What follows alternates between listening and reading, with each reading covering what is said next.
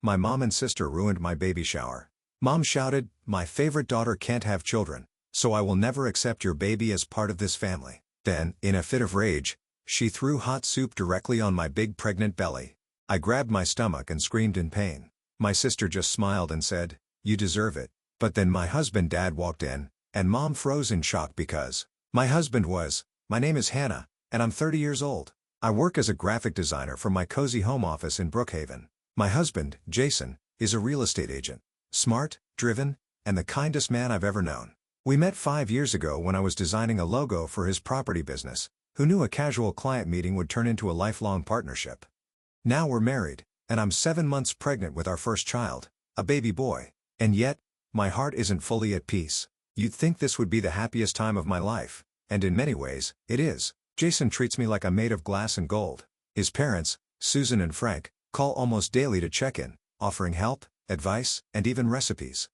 Our home feels full of warmth, but a shadow hangs over everything. My own family. My mother, Linda, has always been complicated. On the outside, she's elegant and admired, an active member of local arts committees, charity boards, and upscale luncheons. She's the kind of woman who never appears in public without her hair styled and her pearls in place. But behind her perfect image lies a colder reality. My older sister Vanessa is the child my mother always adored. She works at a prestigious art gallery downtown and lives in a luxury apartment that Mom brags about to all her friends. For years, Vanessa has tried to conceive but hasn't been successful. I've always wished happiness for her. But when I told her I was pregnant, her reaction wasn't joy, it was jealousy. "Are you sure?" she asked flatly. "You might want to double check. These tests can be wrong, you know." When I told Mom the news, she barely paused. "Well, congratulations," she said, before immediately pivoting the conversation to Vanessa's latest appointment with a fertility specialist. It hurt, but I said nothing. I've spent a lifetime biting my tongue around them. Now with my baby shower just a few days away, my emotions are tangled. Jason and Susan are planning everything with such love. They've even invited Rebecca, Jason's cousin, and my OB/GYN, for extra support. But the idea of having my mother and sister there makes my stomach twist in anxiety. I haven't forgotten the last time we were in the same room. Mom criticized my weight, and Vanessa barely looked me in the eye. Jason keeps telling me not to worry. "We're building our own family now," he says, kissing my forehead. I know he's right, but when scars run deep, they don't fade overnight. Growing up, I always felt like a supporting character in my own family story. My mother, Linda, didn't raise daughters. She raised reflections.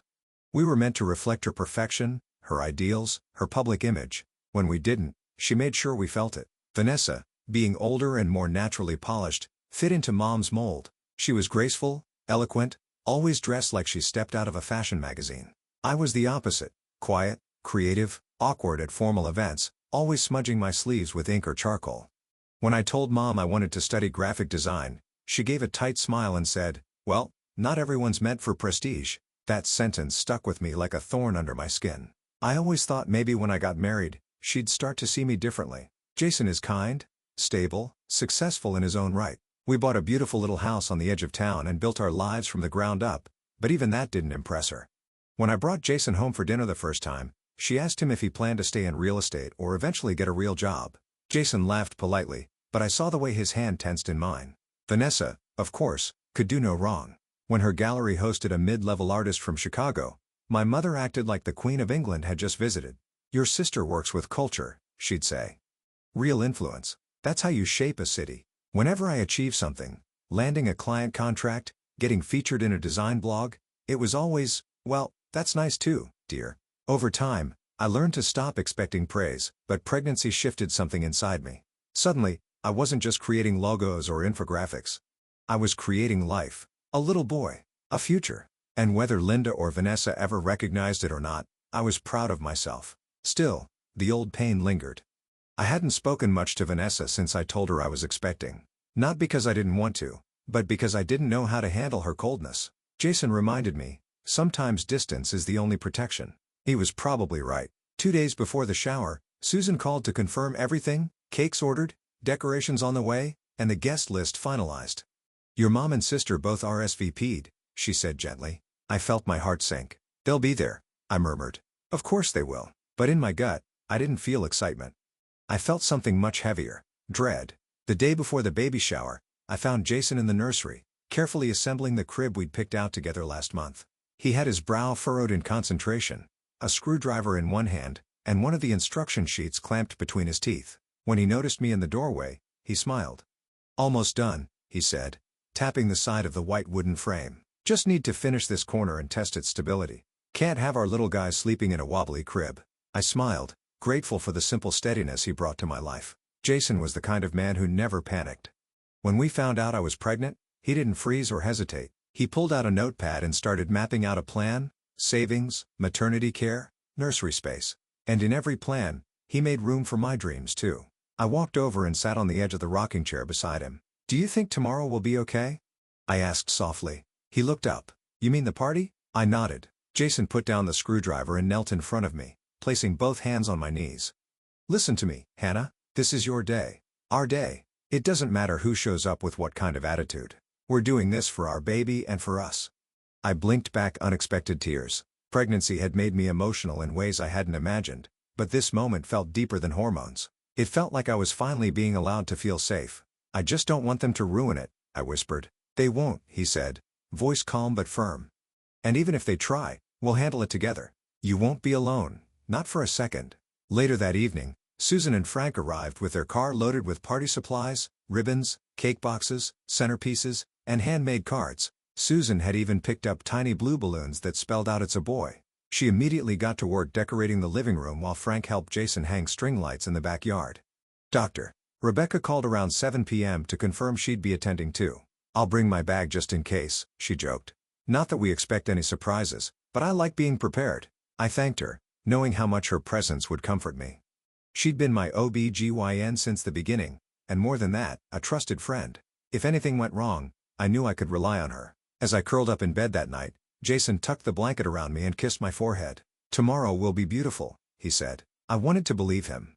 I really did. The next morning arrived crisp and bright, with early spring sunshine streaming through the curtains. Jason was already outside hanging the final decorations in the backyard, while Susan laid out pastel blue tablecloths and delicate white roses on every table. Frank handled the music setup, humming softly to himself as he tested the speakers with a light jazz playlist. The entire space looked magical, simple, warm, and lovingly handmade. Rebecca arrived just before noon, dressed casually in light blue scrubs, her doctor's bag slung over one shoulder. "I'm off duty today," she said with a wink, "but I'm here if anything unexpected happens." I gave her a grateful hug. "I'm so glad you're here." By 1 o'clock, the first guests began arriving.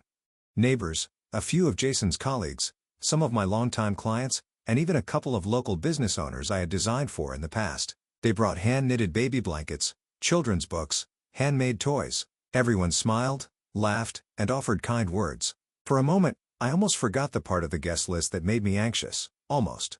Around 2:15 p.m., I noticed Jason checking his watch near the refreshment table. His eyes found mine across the garden, and he gave a subtle shake of his head. Still no sign of them. "She's never late," I murmured to Rebecca, who sat beside me under the shaded canopy. "Not for social events." Just then, a sleek black car pulled up along the curb. I stiffened. Linda stepped out first, wearing a pearl gray designer suit and heels far too high for walking on grass. Her makeup was flawless, her chin slightly raised in that same familiar look of polite disapproval. Vanessa followed behind her, holding her phone and barely making eye contact with anyone. She wore a tight navy dress and oversized sunglasses that covered half her face. I forced a smile and walked toward them. "Mom, Vanessa. Thanks for coming." Linda leaned in to kiss my cheek airily, barely touching me. "Well, it's your big day," she said. "We wouldn't miss it."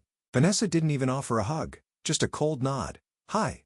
As they entered the backyard, I noticed a few guests exchanging glances. Susan, ever the gracious host, stepped up and welcomed them both warmly, offering drinks and appetizers. Linda accepted with a practiced smile. Vanessa moved straight to the champagne table without saying a word. I tried to focus on the joyful energy surrounding me, but their presence weighed down the atmosphere like a dark cloud creeping across a sunny sky. I could feel the temperature of the garden drop, not literally, but emotionally. Jason walked over and took my hand. "They're here, but we're stronger than anything they bring," he said gently. I nodded, but in my chest, something felt tight, like the calm before a storm. For a while, I managed to stay calm. Guests kept arriving, filling the garden with warmth and laughter. I opened gifts surrounded by kind smiles and heartfelt congratulations. A neighbor brought a hand-carved wooden mobile. Susan gifted us a handmade quilt. Even Frank stood teary-eyed as Jason unwrapped a miniature pair of brown leather shoes he had once worn as a baby. Despite the shadows in the corner, I felt okay. That is, until I noticed Linda and Vanessa whispering together near the drink table, glancing at me between hushed murmurs. Vanessa swirled her third glass of champagne while Linda's expression grew sharper with every passing minute. I wasn't the only one who noticed. Jason caught my eye across the crowd and gently touched his phone in his pocket, just in case. Rebecca leaned in. "Everything all right?" I gave a small nod. "They're just being themselves." Then came the sound of a spoon clinking against a champagne glass. Linda stood near the center of the garden, a forced smile on her face. "May I have everyone's attention, please?" The music lowered. Conversations quieted. All eyes turned to her. I froze. "This day," she began smoothly, "is a celebration. My youngest daughter is expecting her first child." People clapped politely. Jason gripped my hand. Linda continued, "I've always believed in perfection, in standards, in grace. And I raised my daughters to understand that a family's image matters. My eldest daughter, Vanessa," she gestured elegantly, "embodies that. She's classy, accomplished, refined. Everything I dreamed a daughter could be." The tension was thick now. I heard Rebecca inhale beside me. "But life," Linda said, her voice rising slightly, "isn't fair. Vanessa has struggled for years to become a mother. Meanwhile, Hannah was never one to care about expectations. She just stumbled into motherhood." I stood slowly, breath caught in my throat. "Mom, stop." But Linda wasn't done. "Why should we celebrate while my real daughter suffers?" Her voice cracked with sudden rage. In one terrifying instant, she reached toward the refreshment table, grabbed the large ceramic bowl of steaming soup meant for guests, and hurled it at me. Hot liquid splashed across my belly. I screamed. Jason lunged forward, catching me just as I doubled over in pain. My dress clung to my skin, soaked and scalding. Rebecca shoved through the crowd, her face pale with urgency. Guests gasped, some shouting. Phones flew up filming, calling for help. Then came the final dagger. Vanessa, watching with her glass in hand, laughed softly and muttered, "Serves you right." The world tilted. I gripped my stomach, breath ragged. "The baby." Rebecca caught me. "Jason, get ice. Someone call 911. Now." Jason's voice roared across the garden, full of fury and fear. "You just assaulted a pregnant woman. You're not my family. Stay away from my wife forever." And just like that, the garden exploded into chaos. Rebecca was all action. She eased me into a chair while Jason ran for ice packs and towels. My soaked dress clung to my skin, and a dull, throbbing burn spread across my lower belly. But what terrified me most was the silence inside me. No flutters, no movement. "The baby isn't kicking," I whispered, barely able to breathe. Rebecca's face changed instantly. "We're not taking chances. Paramedics are on the way. Just keep breathing, Hannah." All around us, the atmosphere had turned electric. Guests were horrified. Several were filming. Others were yelling at Linda and Vanessa. Susan stood frozen in disbelief while Frank called out, "Did someone call the police?" I did. A woman named Karen, one of Jason's co-workers, spoke up. "They're on their way." I told them a pregnant woman was attacked with hot liquid. Linda stood stiffly in the middle of the chaos, arms folded like a statue.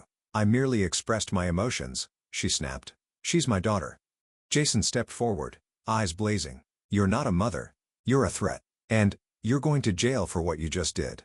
Vanessa rolled her eyes and muttered, "This is all so dramatic." Sirens wailed in the distance. Within minutes, 2 squad cars pulled up outside the house. Blue and red lights bathed the hedges as uniformed officers entered the garden with urgency. The lead officer, tall, composed, stepped toward Rebecca. "You placed the emergency call?" "I'm a physician. This woman is 7 months pregnant and had hot soup thrown directly at her abdomen. She's experiencing pain and decreased fetal movement." The officer nodded, turned to me, then back at Linda. "Ma'am, you're being detained for assaulting a pregnant woman." Before Linda could protest, he signaled to his partner, who stepped in with handcuffs. Gasps rippled through the crowd. "This is outrageous," Linda hissed. "She's exaggerating." "No. You're just finally being seen for who you are," Jason said, his voice cold. Vanessa took a step back. "I didn't throw anything." "You encouraged it," said another guest firmly. "I heard you laugh. I saw you standing there smirking." "Ma'am," the officer addressed Vanessa now, "you're under arrest as well. Accessory to assault. You'll have your chance to explain in court." Both women were cuffed and led out of the garden. Some guests applauded quietly. Others stood in stunned silence. As the officers passed Rebecca, she muttered, "I hope the system does its job." Moments later, paramedics arrived, their gurney rolling swiftly across the lawn. Rebecca briefed them while I was gently lifted and secured. Jason climbed into the back of the ambulance with me, his hand wrapped firmly around mine. "You're safe now," he said softly. "We're going to protect our baby and ourselves." Tears filled my eyes. No more silence. No more pretending. The doors closed behind us, and the sirens began to wail again, this time carrying me towards safety and justice. The bright lights of the emergency room stung my eyes as I was wheeled in on the stretcher. Nurses moved quickly, checking vitals, cutting away the wet fabric of my dress, applying cooling ointment to the burns. Rebecca stayed beside me, calm and steady, briefing every staff member with precision. Jason never left my side. He held my hand through it all, his jaw tight, his knuckles white. Time felt like it slowed. After what felt like hours, an OB specialist entered the room with a portable monitor. He placed the Doppler on my stomach, and for a tense moment, there was only static. Then, the sound of a heartbeat. Soft, irregular, but present. Jason exhaled hard and bent his head to my shoulder. I closed my eyes, overwhelmed with relief.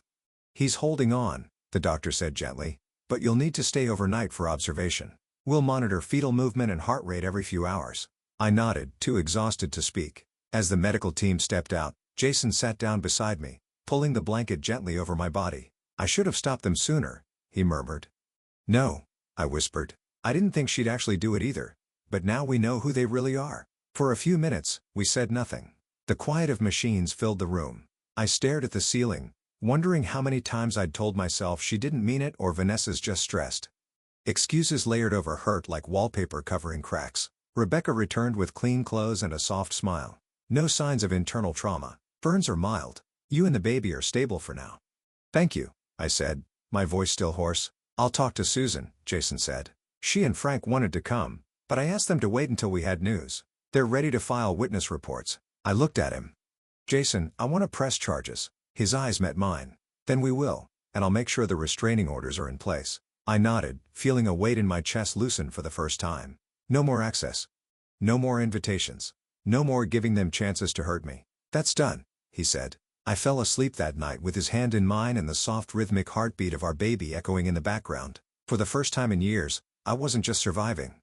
I was preparing to fight back with truth, with strength, and with the law on my side. The morning after my release from the hospital, I sat at our kitchen table in a fresh pair of pajamas, sipping tea as Jason reviewed legal documents with his laptop open. My abdomen still stung where the soup had scalded me. But the greater pain came from a different place, a wound I'd carried for years that now demanded to be acknowledged. Jason looked up. "Our attorney already drafted the restraining order.